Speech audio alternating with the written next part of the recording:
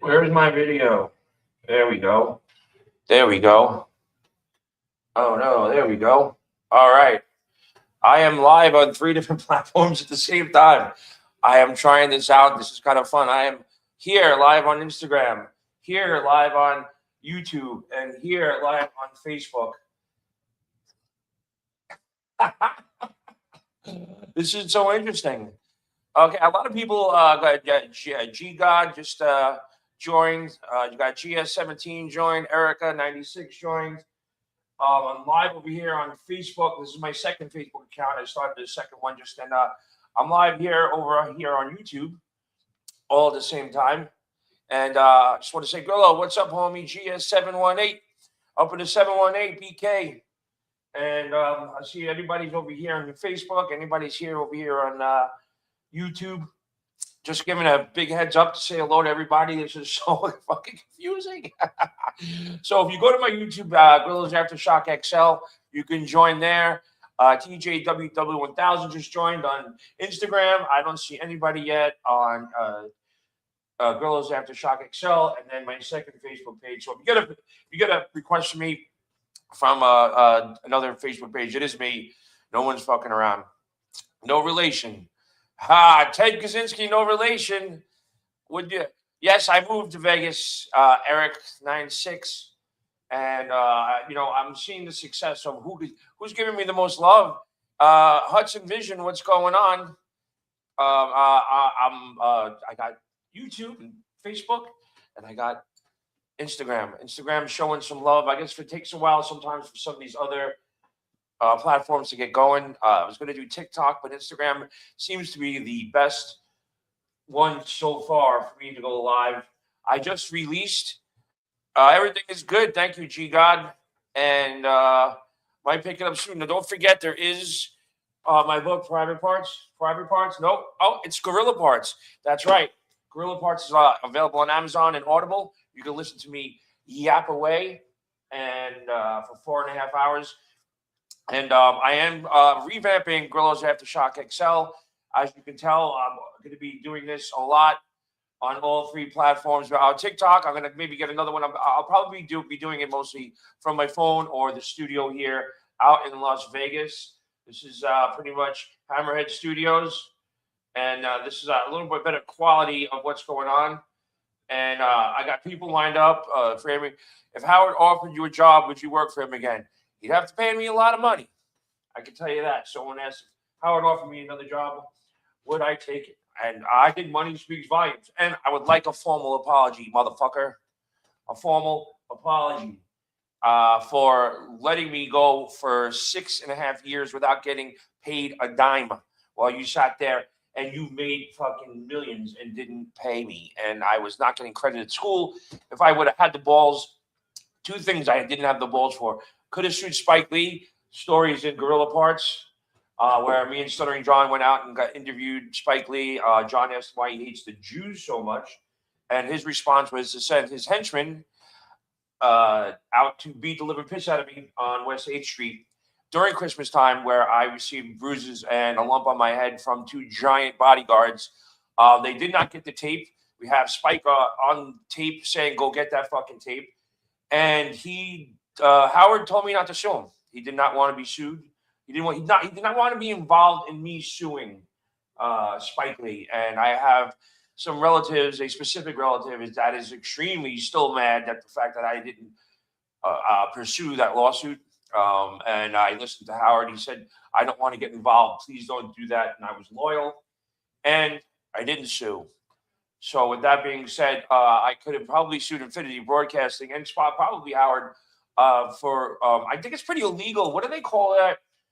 Geez, what do they call that when you have someone working 60 hours a week and they don't make a paycheck? What do they call that, everybody? Slavery. That's right, slavery. It's completely illegal in this country. It has been since the 1800s, and I didn't sue for that, but I did get a book out of it. Everybody, Gorilla Parts. And this is just a whole new thing. I'm going to be an intern, gets paid through college credits, and I think I blew all my college credits in the first 6 months of me being at Infinity Broadcasting, WXRK, and I went unchecked. And of course, I did not care because I want to move this over this way more. I didn't care because I was having so much fun, but that doesn't make it right to do that.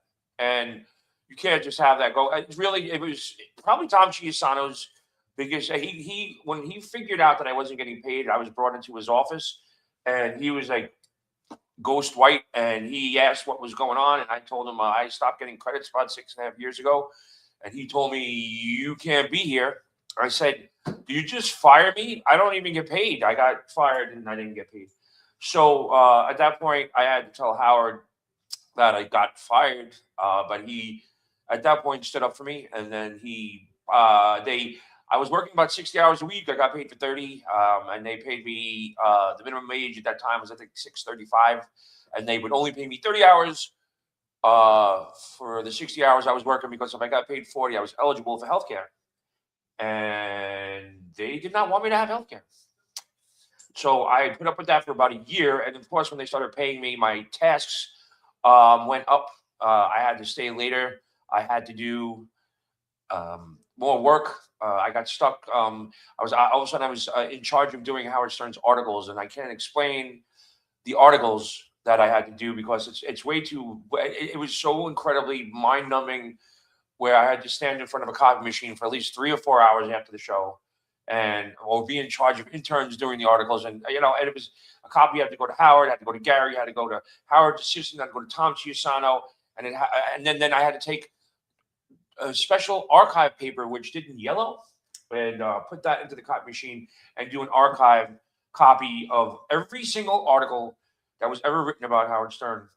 He subscribed to this company called Luce, Luce, or I don't know if it was called Lucy's, and every week we got a box full of every article in the world that mentioned Howard Stern, whether it be a full article of Howard or if Howard Stern was mentioned in the 7th page of an article. Just one reference, and we would get these articles every day, every week, and there'd be a box full, and the boxes just started piling up because the amount of effort and work it took to do all of those boxes, it just kept piling up. And after a year or so of doing all those, here we go on YouTube. Did you ever Xerox a potato? No, I didn't. I'm sorry about that, but I could send you a Xerox of a potato if you want. And are you still running up hotel bills? That was funny. That was I got thrown on the bus that don't pass out at the Beverly Hills Hilton when there's 10 people at the pool drinking their faces off because I got stuck with the bill, and the bill was about $500, and then that got back to Howard. But luckily, Stuttering John had a bigger bill, and everybody knows on that show, it's like spin the bottle. You're on the spotlight, and all of a sudden it changes. And now I was getting my ass creamed, and then all of a sudden, Stuttering John's bill came in. There was, I had at least an excuse that I fell asleep. I passed out at the pool, and everybody put everything on my hotel room. But John had a bigger bill, and nothing like that happened. John just really was sending out his clothes to the cleaners. He was just doing much more than I was doing. And then the bottle spun, and that's when I got off the hook. And that's how that goes. But this is kind of I don't see, so Gary Malik, hey, buddy. So I guess the longer you stay on, Ryan Flanagan, it's your birthday, boy or girl. Right from Ireland, my boy Ryan is now on here. One of my best friends, he's like my brother. We were next door neighbors for a while, which was so much fun. I missed that. And the parking charges, that's right. Finish your check. You are definitely which is baby's clothes too. You are definitely a plus fan, my friend. Much obliged. It's kind of weird just having 3 different things going on. So Gary Malik's here on my second Facebook page, not my first. I don't have that on my laptop. I have it on my phone, but I'm going back. I have the StreamYard, and this is our professional studio camera that we have here, and I got our studio lights. You can check them out. Oh, wrong way. This is basically the setup here at the studio. A little tour. And yeah, this is where I'm being my ass met. All because of that man right there, Richard Frenzy. You see him? Professional Tax Management. If everybody's doing their taxes right now, DM me. I will hook you up with Professional Tax Management. They are the best tax people in the business. They are no H&R Block. They're not just going to go through your taxes. They're going to figure out exactly what's going on at Professional Tax Management. No, PTA, Associated Allegiance, Alliance. I don't know. My head's going crazy with these three things. So, Professional Tax, PTA. So, Professional Tax Alliance. They Richard Frenzy will get you guys going. Squatters' rights. I could have done squatters' rights, but I didn't. When John, the difference is like, you don't have to move out right away. We could have went to court. We could have stretched it out. When John evicted me and Ganji from the apartment, he didn't really evict us. They found out that he was charging us double. I don't think he would have been that much trouble if the rent was $300, but he was charging us $600. He was making money off an apartment that he was subletting and he wasn't supposed to. So he panicked because he knew he could get in trouble. But we were living there. We were over there for a year. We had our rights, but he wouldn't let. Basically, he said, "Get out on the street." When there was no place to go. But that's another classic story. And so that's it. I'm here chilling out in Vegas. I'm going to be doing stuff like this every day, maybe 3 or something. Who else is there?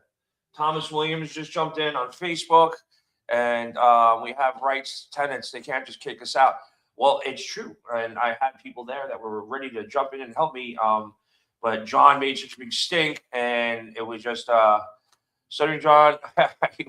You know what? It was so messed up because it's in a famous apartment. It was down a couple blocks from Dangerfields, and one of Dangerfield's main writers was a man by the name of Dennis Blair. And Dennis Blair got that apartment probably in the late 70s, early 80s. It was a rent-controlled apartment. It was a 6th-floor walk-up. It was my favorite apartment that I ever had. There was a bathtub in the kitchen that had so much personality, other than the 6 floors you had to walk up to get there. So Dennis Blair passed it along. Dennis Blair also wrote one of the greatest movies ever. One of my favorite movies is Easy Money. He wrote Easy Money, and his name is on the credits. I think he's actually in the movie. I found actual handwritten corrections of a script of Easy Money in the apartment when we moved out. And no, John didn't own it originally. No, Jack, no, it was Dennis Blair. I can't see your name from this far because the screen is really pushed back. But Dennis Blair, who wrote Easy Money and was one of Rodney Dangerfield's writers, lived there. It got passed down over the years. But everybody that ever passed it down kept the rent at $300 and something. If it was $350, so by the time John got it, it was $350. And instead of just passing it down legitimately nice, like everybody else who enjoyed the $350, John decided to charge us each $350. So he was getting paid, $700 a month from us, and it was kind of, I guess he thought it was funny. When he left the apartment, he proceeded to leave a pile of toenails and fingernails on the rug. He nailed a pair of skid-marked underwear to the wall. The place was full of garbage, half-eaten food, cockroaches. Me and Ganji came in. We disinfected everything, and we lived cockroach-free because we just lived like a human being and not like savage. So, but that was a lot of fun. There was a lot of stories from that apartment. And I'm not putting John down, but that's all the truth. Is it true getting Ava's phone number, you immediately sent her a dick pic? You're a little instigated, Clearwater Gacy. No, I didn't get her number, and that's it. You're the one who said that John was sniping my shit last night. This is fun. Did you ever have a copy of Ella movies that he made? No, but if you go to Grillo's Aftershock XL on my YouTube channel, I still have a lot of video of Miss Elegant when she was doing. I had a show with her on my channel, and she was a lot to handle. I can tell you that. She's an awful, evil person, or he, or it, or whatever the fuck it is. I don't care. No one's gonna tell me how to talk. She's a fucking psycho. He's a fucking psycho, and he's a dangerous, dangerous, dangerous human being. And I'm glad to be clear of that. Jackie is the best. Jackie, I think he's coming out to Vegas soon. I'm gonna have Jackie in the studio with me once he gets out here. He was supposed to be out here now, but something happened. He got delayed. And as everybody knows, Jackie Jokeman's birthday is February 14th, Valentine's Day. Clearwater Gacy. I gotta watch. Got 2 eyes on you, buddy. I see what you're doing. What are you, one of those Dabbleverse guys? Anyway, no, it's thank you for coming on. I'm not breaking. You got to do what you got to do, and that's that. Oh, if you go to my regular Facebook page, my Instagram reel, I did an interview a couple of weeks ago with Jennifer Flowers. Everybody knows Jennifer Flowers. That she was like the original affair person with Bill Clinton, and they had a 14-year relationship.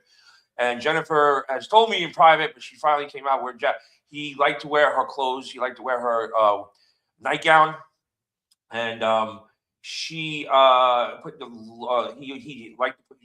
He had her put makeup on him all the time.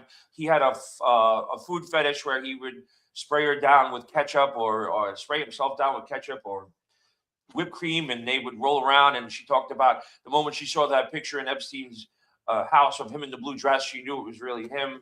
That's the way when she told me, because he used to like to wear her blue nightgown robe, I guess, because he couldn't fit into her panties, but it means she must have tried. But I got that 4-minute clip of the 38-minute clip with Jennifer on Gorillas Aftershock XL. You can watch it there.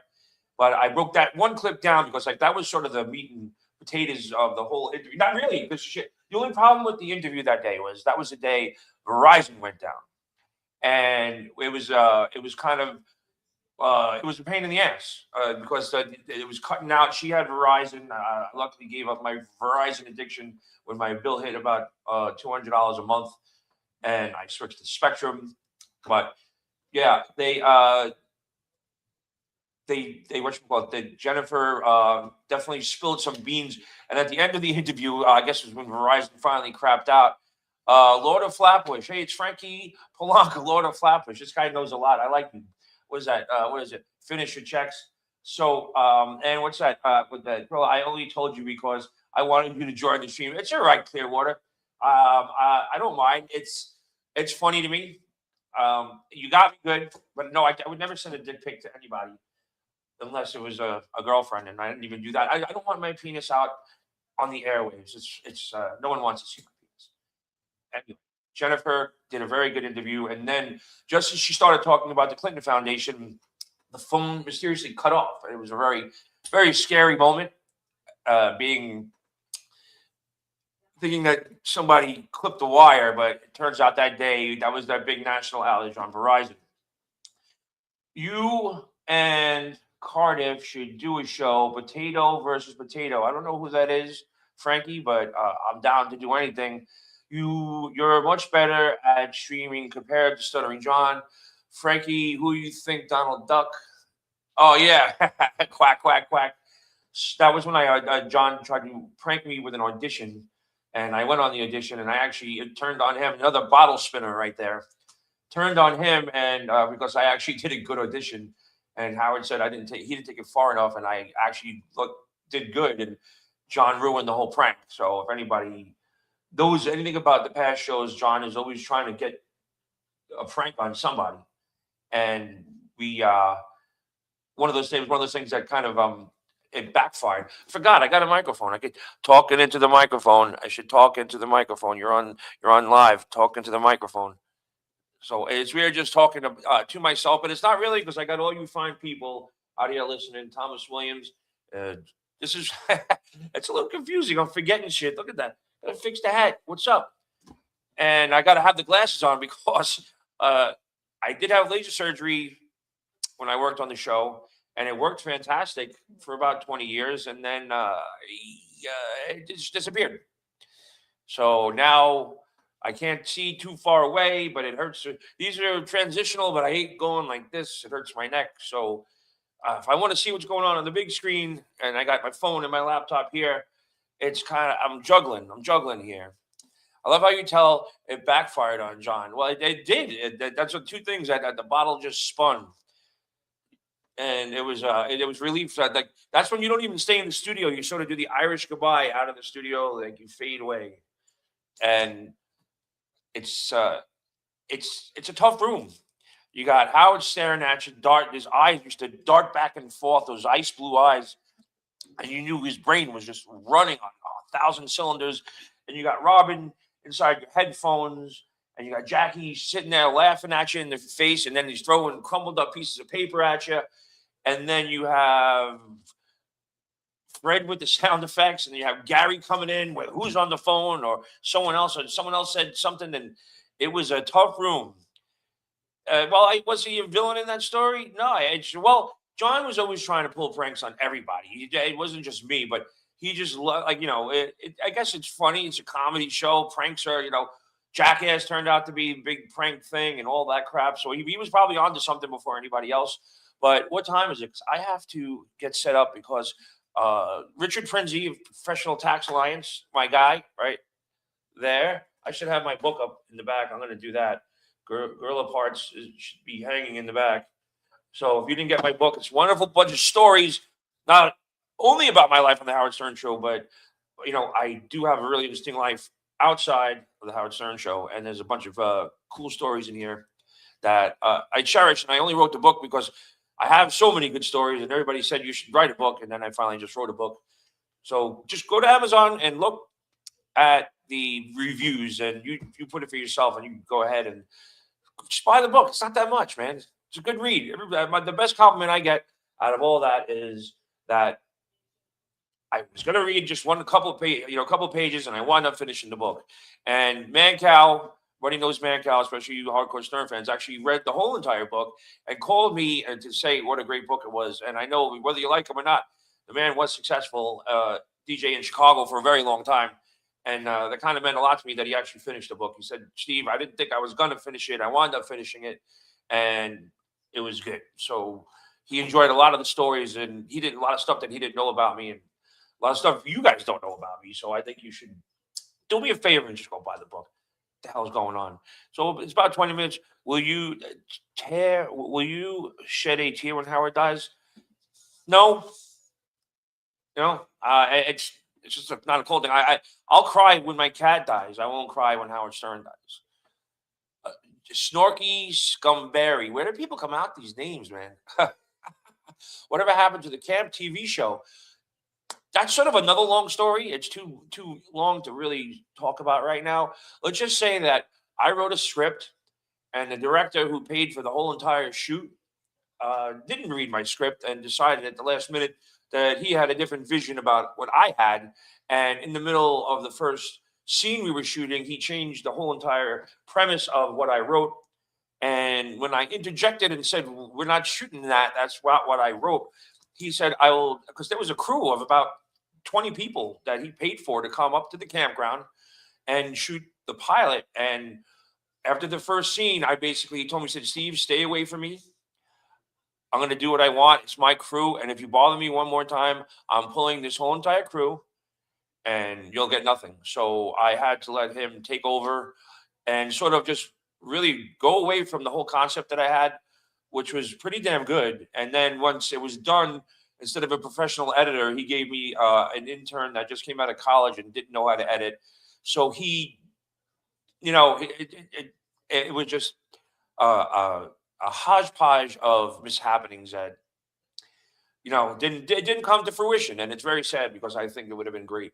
I want to take the whole thing about combining Chris Rock and Bernie Mac and It's Always Sunny in Philadelphia and taking all those improv and third person, breaking the wall, and the narrative Chris Rock and the Bernie Mac talking to the camera and the improv and It's Always Sunny in Philadelphia. I had all those components there, and he just scrapped everything that I wrote, and he paid for it.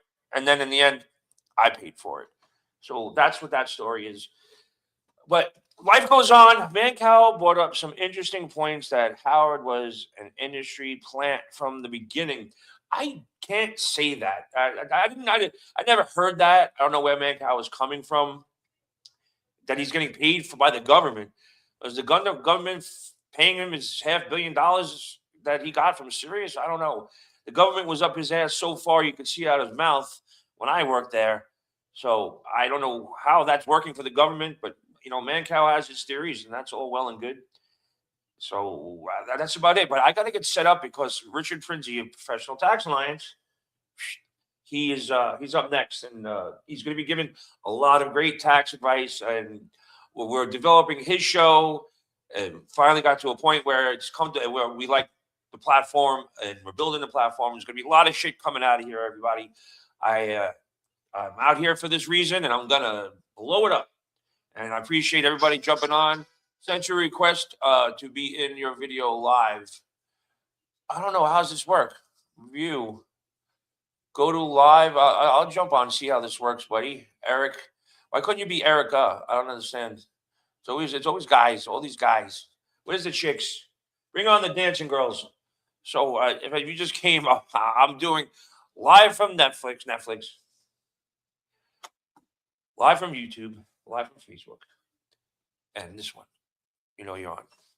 So we're gonna wrap it up. I want to get set up for the next interview. This is just a test. I thought it'd be fun to see what it's like to do 3 live streaming platforms at once. But the biggest one being YouTube, and then we got all the other ones. So we're gonna wrap it up. I got my brain spinning. I can't think straight. But get your taxes. DM me if you want to talk to Richard at Professional Tax Alliance. I'm working on getting a Aftershock XL Steve Grillo discount with the Professional Tax Alliance people. So DM me. I'm losing. I got so much I got to do. Will you sign my grandma Sylvia's funeral program? 100%. If you have that, I would love to take a picture of it. Send me a picture. It's been a while. I think I have some, but I think they're like in storage somewhere. But I didn't even know what a playbill was. And everybody's like, your name's in a playbill? I'm like, yeah, big deal. I had a book dedicated to me. Yeah, we'll figure that out. Finish it. DM me. Anybody wants to get their taxes done, please. I'm telling you, Richard's the best. So, all right, I'm going to end this right now. We'll start with this guy over here. And then we're going to go to Instagram over here. I'll keep Instagram on for a little bit. And we'll go to end stream over here. End stream on StreamYard.